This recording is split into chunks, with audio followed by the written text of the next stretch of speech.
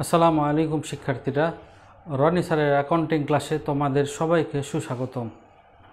আজকে আমরা আলোচনা করব এইচএসসি হিসাব বিজ্ঞান প্রথম পত্র দ্বিতীয় অধ্যায় কি হিসাবের বইসমূহ। এখানে এর মধ্যে আমরা আজকে জাবেদা আলোচনা করব, ঠিক আছে? তো জাবেদা হলো খুব গুরুত্বপূর্ণ অ্যাকাউন্টিংয়ের। জাবেদা বুঝলে হিসাব বিজ্ঞান, পুরো হিসাব বিজ্ঞান বোঝা খুব সহজ। প্রত্যেকটা অঙ্ক করার ক্ষেত্রে তোমাকে জাবেদা বুঝতে হবে। তো সেই জন্য আমরা এখন জাবেদাকে সহজভাবে বুঝব। যেরকম একটা উদাহরণ দেওয়া হচ্ছে, আসবাবপত্র ক্রয় করা হলো 10,000 টাকা। তো এর জাবেদা করব আমরা। তো আসবাবপত্র ক্রয়, সেটা আসবাবপত্রের হিসাব ডেবিট, নগদান হিসাব ক্রেডিট। ডেবিট ক্রেডিট এই হলো 10,000 10,000, এটাই অঙ্ক, এটাই হলো, এটাকে জাবেদা বলে, ঠিক আছে? জাবেদা কি? লেনদেনগুলোকে হিসাবের যে প্রাথমিক বইতে লিপিবদ্ধ করা হয় তাকেই হলো জাবেদা বলে। জাবেদা হলো হিসাবের প্রাথমিক বই, ঠিক আছে? তো এখানে দেখো, আসবাবপত্র হিসাব, নগদান হিসাব। জাবেদার দুটো অংশ থাকে। একটা কি, এই যে আসবাবপত্র ক্রয় করা হলো, এখান থেকে প্রথম হিসাব খাত নির্ণয় করতে হয়। এখান থেকে প্রথম কি হিসাব খাত নির্ণয় করতে হয়। আসবাবপত্র হিসাব, এটা হলো নগদান হিসাব, এটা হলো হিসাব খাত, আর এটা হলো ডেবিট ক্রেডিট। বুঝে আসছে? তো জাবেদার ক্ষেত্রে হলো প্রথমে হিসাব খাত নির্ণয় করতে হয়, তারপরে ওই হিসাব খাতের আবার ডেবিট ক্রেডিট নির্ণয় করতে হয়। তাহলে জাবেদার দুইটি অংশ, একটা হলো হিসাব খাত নির্ণয় আর একটা হলো ডেবিট ক্রেডিট নির্ণয়। বুঝে আসছে? আবার বলতেছি, এই যে আসবাবপত্র ক্রয় করা হলো 10,000 টাকা, এই আসবাবপত্র ক্রয় করা হলো, এখান থেকে যে আসবাবপত্র হিসাব হবে আর নগদান হিসাব হবে, এটা আমরা কীভাবে বার করব? তাহলে এই যে আসবাবপত্র হিসাব আর নগদান হিসাব, এটা হিসাব খাত নির্ণয় করা বলে। আবার হলো এই আসবাবপত্র হিসাব যে ডেবিট হবে না ক্রেডিট হবে, নগদান হিসাব ডেবিট হবে না ক্রেডিট হবে, এটা নির্ণয় করবে ডেবিট ক্রেডিট। সুতরাং আমরা প্রথমে জাবেদা করার ক্ষেত্রে আমরা হিসাব খাত নির্ণয় করা শিখব, ঠিক আছে? হিসাব খাত নির্ণয়, আমরা যদি হিসাব খাত নির্ণয় করতে পারি, তারপরে দ্বিতীয় আমাদের ডেবিট ক্রেডিট নির্ণয় করতে হবে। কারণ আমরা যদি হিসাব খাত, এই আসবাবপত্রের হিসাব হবে, এই যে আসবাবপত্র ক্রয় করা হলো 10,000 টাকা, এখান থেকে যে আসবাবপত্রের হিসাব হবে আর নগদান হিসাব, এই দুটা কিভাবে হলো এটা আমরা আগে শিখব। মানে এটাকে বলে হিসাব খাত নির্ণয়। তাহলে আমরা প্রথমে হিসাব খাত নির্ণয় করা শিখব, ঠিক আছে? হিসাব খাত নির্ণয় করার ক্ষেত্রে খুব গুরুত্বপূর্ণ দুটা সূত্র আমরা প্রয়োগ করব। হিসাব খাত নির্ণয়, হিসাব খাত নির্ণয় করার ক্ষেত্রে সূত্র কি? আমরা লেনদেনকে দুটা প্রশ্ন করব। কয়টা প্রশ্ন করব? দুটা প্রশ্ন করব। এই দুটা প্রশ্ন করার ফলে আমরা হিসাব খাত পেয়ে যাব, ঠিক আছে? এই দুটা প্রশ্ন কি? কি ও কেন। আমরা হিসাব লেনদেনকে দুটা প্রশ্ন, কি আর কেন, ঠিক আছে? এখন আমরা দেখি এই লেনদেন, এখানে আমরা দুটা প্রশ্ন, কি কেন, আবার কি কেন, ঠিক আছে? কি আসলো, কেন গেল। আবার এটা ঠিক উল্টা, দেখো কি আসলো, কেন গেল। এখানেও প্রথম হলো কি কেন, এখানেও কি কেন, ঠিক আছে? আর এটা হলো উল্টা, এখানে আগে কি আসলো, কেন গেল, আর এখানে ঠিক উল্টা, কেন কি গেল আর কেন আসলো। বুঝে আসছে? তাহলে আমরা লেনদেনকে যদি এটা প্রশ্ন করি, তাহলে আমরা এই হিসাব খাতটা পেয়ে যাব। যেরকম দেখো, প্রথমে এই যে এটাই আমরা প্রথমে লিখছি, আসবাবপত্র ক্রয় করা হলো 10,000 টাকা। তাহলে আসবাবপত্র ক্রয় করা হলো, তো আমরা যেখানে এখানে যে কি আসলো আর কি গেল, প্রথমে প্রশ্ন করব কি আসলো। যদি কি আসলো এটার যদি উত্তর যদি না পাই, তাহলে কেন গেল প্রশ্ন করব, ঠিক আছে? আবার এটা কি গেল, এটা যারা যদি উত্তর না পারে তো কেন আসলো। বুঝে আসছে? আচ্ছা, আসবাবপত্র ক্রয় করা হলো 10,000 টাকা। তাহলে আসবাবপত্র ক্রয় করা হয়েছে 10,000 টাকা, তাহলে কি আসলো? তো আসবাবপত্র ক্রয় করা হয়েছে মানে আসবাবপত্র আসলো, ঠিক আছে? কি আসলো? আসবাবপত্র। এক নম্বর কি? আসবাবপত্র হিসাব। কি আসলো? আসবাবপত্র ক্রয় করা হলো, তার মানে আসবাবপত্র আসলো। কি আসলো? আমরা উত্তর প্রথমে পেয়ে গেলাম, কি আসলো? আসবাবপত্র আসলো, ঠিক আছে? আর কি গেল? যেহেতু আসবাবপত্র ক্রয় করা হইতেছে, তার মানে নগদ টাকা গেছে। কি গেল? এই যে কি গেল, নগদান হিসাব, নগদান হিসাব। বুঝে আসছে? এটাই হলো 1 নম্বরের উত্তর। তাহলে 1 নম্বরের হিসাব খাত কি হবে? আসবাবপত্র হিসাব আর নগদান হিসাব। এখন প্রশ্ন হতে পারে নগদান হিসাব কেন? অ্যাকাউন্টিংয়ের ভাষা এটা নগদান হিসাব, ঠিক আছে? তো সেই জন্য যে কোনো নগদ টাকা আসলো কিংবা গেল সেটাতে আমরা নগদান হিসাব লিখব। এছাড়া অন্য কোনো হিসাব লেখা যাবে না, নগদান হিসাব আমরা লিখব, ঠিক আছে?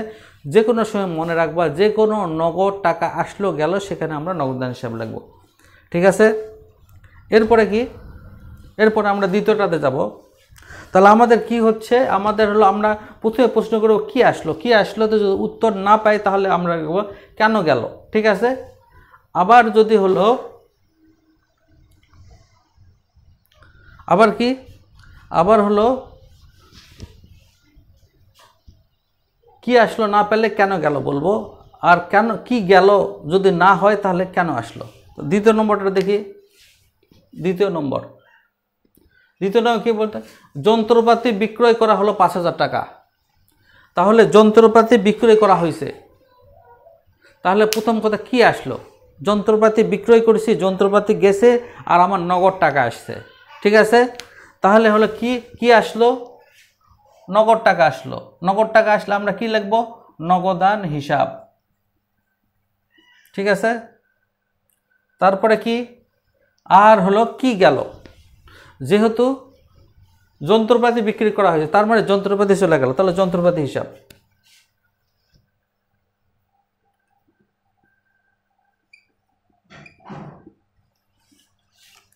ঠিক আছে?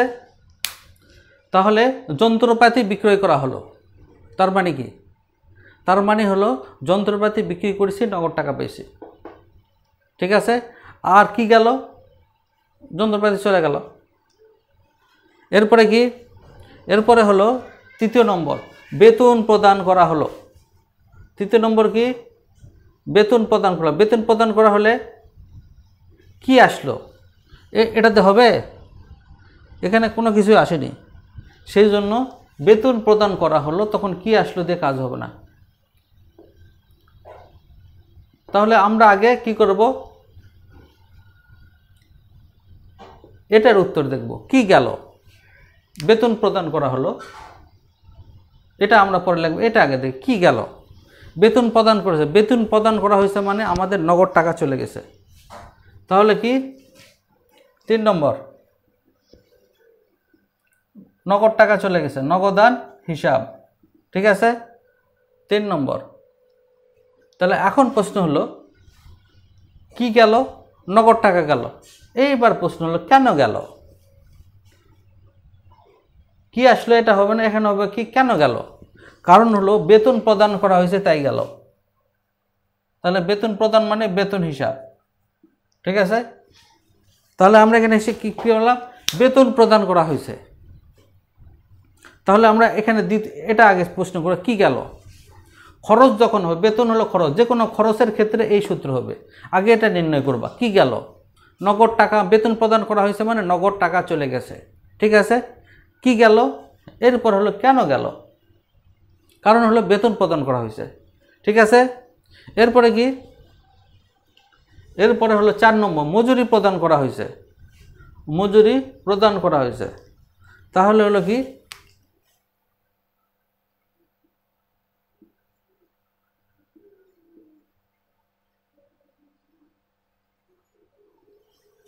দেখো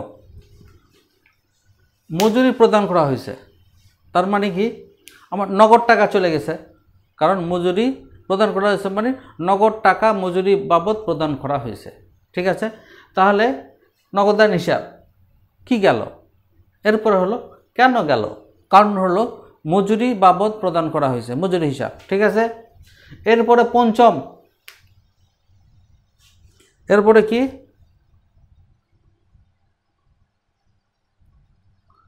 এরপরে হলো পঞ্চম। পঞ্চম কি বলতেছে, এটা গুরুত্বপূর্ণ, দেখো নগদ 20,000 টাকা নিয়ে ব্যবসা শুরু করা হলো, নগদ 20,000 টাকা নিয়ে ব্যবসা শুরু করলো। তাহলে কি আসলো? নগদ টাকা আসলো। নগদ 20,000 টাকা নিয়ে ব্যবসা শুরু করলো। তাহলে আমরা কি পেলাম? তাহলে আমরা হলো দেখো, নগদ 20,000 টাকা নিয়ে ব্যবসা শুরু করেন, তাহলে কি পেলাম? নগদ টাকা পেলাম, নগদান হিসাব। ঠিক আছে, এরপরে কি গেল? এখানে কোনো কিছুই যায়নি, সুতরাং এটা হবে না। কেন আসলো? এই যে এবার আসলো, কেন আসলো? কেন আসলো? কারণ মালিক 20,000 টাকা দিছে। কেন আসলো? আবার দেখো যে নগদ 20,000 টাকা নিয়ে ব্যবসা শুরু করলো, কি আসলো? নগদ টাকা আসলো, নগদান হিসাব। কি গেল? কি গেল? আর এটা কেন আসলো? কেন আসলো মানে কারণ মালিক 20,000 টাকা দিছে ব্যবসা শুরুর জন্য। তাহলে মালিক যদি 20,000 টাকা দেয়, মালিক দিলে কি? মালিক দিলে হলো মূলধন। সবসময় মনে রাখবা, মালিক দিলে মূলধন। কি? মালিক যদি দেয়, মালিক দিলে হলো মূলধন, মূলধন। আর হলো নিলে হলো কি? মালিক যদি নেয়, মালিক যদি নেয় উত্তোলন। সবসময় এটা মনে রাখবা, মালিক দিলে হলো মূলধন, আর মালিক যদি নেয় সেটা হলো উত্তোলন। ঠিক আছে, তাহলে 20,000 টাকা নিয়ে ব্যবসা শুরু করেছে মানে মালিক ব্যবসার প্রতিষ্ঠানে 20,000 টাকা দিছে, মালিক দিছে, তার মানে হলো মূলধন। এটা হলো 5 নম্বর হবে কি? মূলধন হিসাব। দেখো এখানে নগদ 20,000 টাকা নিয়ে ব্যবসা শুরু করেছে, এখানে যদি লেখা থাকে নগদ 20,000 50,000 টাকা আসবাবপত্র নিয়ে ব্যবসা শুরু করেছে, তারা কি পাইলাম? আসবাবপত্র পেলাম। যেহেতু আসবাবপত্র, এখানে যদি লেখা থাকে আসবাবপত্র 20,000 টাকা আসবাবপত্র নিয়ে ব্যবসা শুরু করেছে, তাহলে আসবাবপত্র হিসাব এখানে কি পাইলাম? আসবাবপত্র পাইলাম। আর হলো কেন আসলো? কি আসলো? আসবাবপত্র আসলো। কেন আসলো? মালিক দিছে আসবাবপত্র, তাহলে এটা হলো মূলধন হিসাব হবে। ঠিক আছে, এরপরে কি? 6 নম্বর পণ্য ক্রয়। পণ্য ক্রয়, এটা হলো জাবেদার, এটা আসেই। পণ্য ক্রয়, পণ্য ক্রয় মানে কি? পণ্য ক্রয় মানে হলো এই যে 6 পণ্য ক্রয় 2,000 টাকা। পণ্য ক্রয় মানে 2,000 টাকা নগদ প্রদান করে পণ্য ক্রয় করা হয়েছে। তাহলে কি আসলো? পণ্য আসলো। আর কি গেল? নগদ টাকা গেল, তাহলে নগদান হিসাব। ঠিক আছে, এইবার দেখো এই পণ্য অ্যাকাউন্টিংয়ের ক্ষেত্রে এই যে পণ্য ক্রয়, পণ্য ক্রয় সবসময় ক্রয় লিখবো আমরা। ঠিক আছে, পণ্য ক্রয়ের ক্ষেত্রে সবসময় আমরা ক্রয় লিখবো। পণ্য বিক্রয়ের ক্ষেত্রে আমরা শুধু বিক্রয় লিখবো। পণ্য আসলো, তার মানে পণ্য ক্রয়। পণ্য ক্রয় আমরা পণ্য লিখবো না, শুধু ক্রয় লিখবো। পণ্য ক্রয় লিখবো না, শুধু লিখবো ক্রয়, ক্রয় হিসাব। ঠিক আছে, তাহলে কি হলো? পণ্য ক্রয় 2,000 টাকা। কি আসলো? পণ্য আসলো। কি গেল? নগদ টাকা গেল। ঠিক আছে, আমরা পেলাম। কিন্তু এই যে পণ্য ক্রয়, এখানে শুধু আমরা ক্রয় লিখবো। ঠিক আছে, তেমনভাবে পণ্য বিক্রয় 5,000 টাকা। পণ্য বিক্রয় 5,000 টাকা। তো পণ্য বিক্রয় কি আসলো? বিক্রয় করলে আমরা হলো নগদ টাকা পাই। বিক্রয় করা হয়েছে, বিক্রয় করা হয়েছে মানে পণ্য বিক্রয় 5,000 টাকা, মানে পণ্য বিক্রয় করে নগদ 5,000 টাকা আমরা পাইছি। তাহলে কি পাইলাম? নগদ টাকা পাইলাম, তাহলে নগদান হিসাব। নগদান হিসাব, নগদান হিসাব। তাহলে কি হলো? আর কি গেল? পণ্য চলে গেল। কি গেল? পণ্য। পণ্য দিছি থেকেই তো নগদ টাকা পাইছি। ঠিক আছে, কি গেল? পণ্য গেল। তো পণ্য মানে পণ্য বিক্রয়। অ্যাকাউন্টিংয়ের ভাষায় পণ্য বিক্রয় আমরা লিখতে পারি না, শুধু বিক্রয় লিখব। শুধু কি লিখব? বিক্রয় লিখব। তাহলে পণ্য বিক্রয়ের ক্ষেত্রে হিসাব খাত কি? নগদান হিসাব আর বিক্রয় হিসাব। ঠিক আছে, এরপরে কি? এরপরে হলো ব্যাংকে জমা, ব্যাংকে জমা 7 নম্বর। 7 নম্বর কি? 8 নম্বর, ব্যাংকে জমা 2000 টাকা। ব্যাংকে জমা 2000 টাকা। ব্যাংকে জমা মানে কি এটা বুঝতে হবে তোমাকে। ব্যাংকে জমা মানে কি? ব্যবসায় প্রতিষ্ঠানে নগদ টাকা ব্যাংকে জমা দেওয়া হয়েছে। এর মানে কি? ব্যাংকে টাকা আসছে আর নগদ টাকা কমে গেছে। বুঝে আসছে? ব্যাংকে টাকা জমা, তার মানে আবার বলতেছি, ব্যাংকে টাকা জমা মানে হলো ব্যবসা প্রতিষ্ঠানে নগদ টাকা ব্যাংকে জমা দেওয়া হয়েছে। তার মানে ব্যবসা প্রতিষ্ঠানে নগদ টাকা কমে গেছে, কিন্তু ব্যাংকে ওই টাকা জমা হয়েছে, মানে ব্যাংকে টাকা বাড়ছে। ঠিক আছে? তাহলে কি আসলো? তাহলে ব্যাংকে টাকা আসলো, তার মানে ব্যাংকে টাকা আসলে আমরা কি লিখবো? ব্যাংক হিসাব। ঠিক আছে? আবার কি চলে গেল? কি গেল? নগদ টাকা চলে গেল। কি গেল? যেহেতু নগদ টাকা ব্যাংকে জমা দেওয়া হয়েছে, তার মানে নগদ টাকা গেল আর ব্যাংকে টাকা আসলো। ঠিক আছে? তাহলে ব্যাংক হিসাব, নগদান হিসাব। এরপরে হলো ঠিক উল্টা, সেটা হলো কি? 9 নম্বর। 9 নম্বরকে ব্যাংক থেকে উত্তোলন করা হয়েছে। মানে কি? ব্যাংকে উত্তোলন 1000 টাকা, তার মানে হলো ব্যাংক থেকে নগদ টাকা তোলা হয়েছে। আমরা 8 নম্বরে কি করলাম? ব্যাংকে নগদ টাকা জমা দিছে। এবার কি করেছে? ব্যাংক থেকে নগদ টাকা তোলা হয়েছে। ব্যাংকে উত্তোলন মানে হলো ব্যাংক থেকে নগদ টাকা উত্তোলন। তাহলে কি আসলো?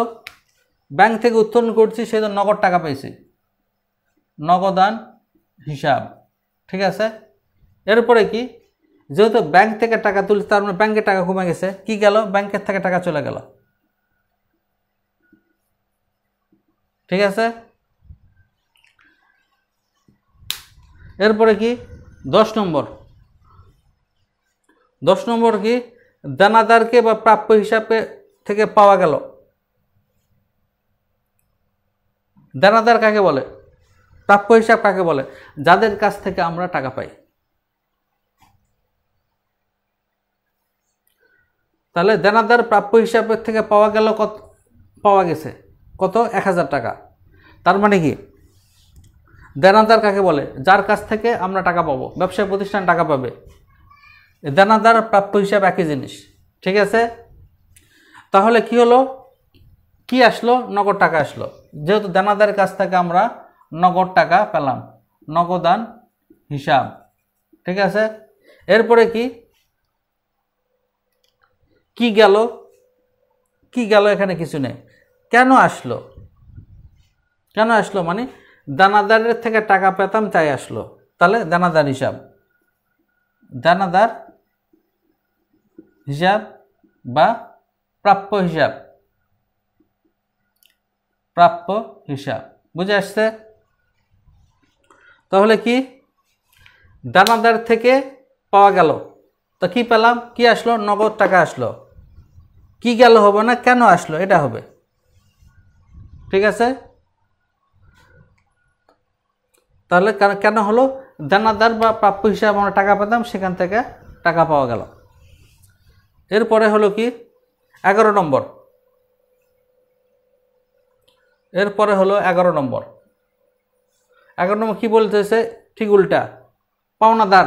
পাওনাদার মানে যে আমাদের কাছ থেকে, ব্যবসায় প্রতিষ্ঠান থেকে টাকা পাবে। পাওনাদারের আর এক নাম হলো প্রদেয় হিসাব। পাওনাদারের আর এক নাম কি? প্রদেয় হিসাব। এর দুটো একই, পাওনাদার প্রদেয় হিসাব একই। ঠিক আছে? মানে যারা ব্যবসায় প্রতিষ্ঠান থেকে টাকা পাবে, তাকে দেওয়া হলো কত? 2000 টাকা। তাহলে কি গেল? তাহলে নগদ টাকা চলে গেল, নগদান হিসাব। নগদ টাকা যেহেতু চলে গেল। ঠিক আছে? এরপরে কি? কেন গেল? কি গেল? কি আসলো না, এখানে কোনো আসে নাই, কেন গেল? পাওনাদারকে দেওয়া হলো, কি আসলো? এখানে কোনো কিছু আসে নাই। তাহলে প্রশ্ন হবে কি? দ্বিতীয় প্রশ্ন, কেন গেল? কারণ হলো পাওনাদারকে দেনা পরিশোধ করা হয়েছে। তাহলে পাওনাদার হিসাব, পাওনাদার বা প্রদেয় হিসাব, প্রদেয় হিসাব। ঠিক আছে? তাহলে 11 নম্বর হয়ে গেল। কমিশন পাওয়া গেল। কি পাওয়া গেল? কমিশন। কি পেলাম? কি পাওয়া গেছে? কমিশন পাওয়া গেছে মানে নগদ টাকা পাইছি। তার মানে হলো নগদান হিসাব, নগদান হিসাব। এটা কত? 12 নম্বর। কি পাইলাম? কমিশন পাওয়া গেছে তো ঠিক আছে, কিন্তু কমিশন তার কোনো জিনিস নগদ টাকা পাইছে, ঠিক আছে। কেন পেলাম, কেন আসলো, এ কি গেল আর হবে না, এখানে কোনো কমিশন পাওয়া গেল, এখানে কোনো কিছু যায়নি, সব পাইছি। এখন প্রশ্ন হলো কেন, কেন আসলো, এই যে নগদ টাকা আসলো কেন আসলো, কারণ হলো কমিশন পাওয়া গেছে। তাহলে হবে কমিশন প্রাপ্তি হিসাব, কমিশন প্রাপ্তি হিসাব। আবার বলতেছি কমিশন পাওয়া গেল, কি আসলো, কি আসলো, প্রশ্ন কি আসলো, নগদ টাকা আসলো। কি গেল, এখানে কোনো কিছু যায়নি, কমিশন পাওয়া গেছে, কোনো কিছু যায়নি, কেন আসলো, কমিশন, কেন কমিশন পাইছি সেই কারণে, তাহলে কমিশন প্রাপ্তি হিসাব। এরপরে হলো 13 নম্বর।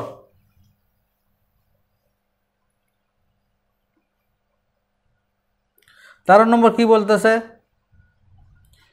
বিজ্ঞাপন বাবদ প্রদান করা হলো, বিজ্ঞাপন বাবদ প্রদান করা হলো। তাহলে তার মানে কি, বিজ্ঞাপন বাবদ নগদ প্রদান করা হয়েছে, ঠিক আছে। তাহলে কি গেল, কি আসলো, তাহলে এখানে আমরা দ্বিতীয় প্রশ্ন করি, যেহেতু খরচের ক্ষেত্রে আমরা কি করব, এটা দ্বিতীয় প্রশ্নটা আগে করো, কি গেল, নগদ টাকা গেল, নগদান হিসাব। এখন প্রশ্ন কি গেল, কেন গেল, কি আসলো, এখানে কোনো আসে নাই, এটা সব খরচ। কি আসলো এই প্রশ্ন আর নাই, কেন গেল, কারণ বিজ্ঞাপন বাবদ খরচ করা হয়েছে, তাহলে বিজ্ঞাপন হিসাব,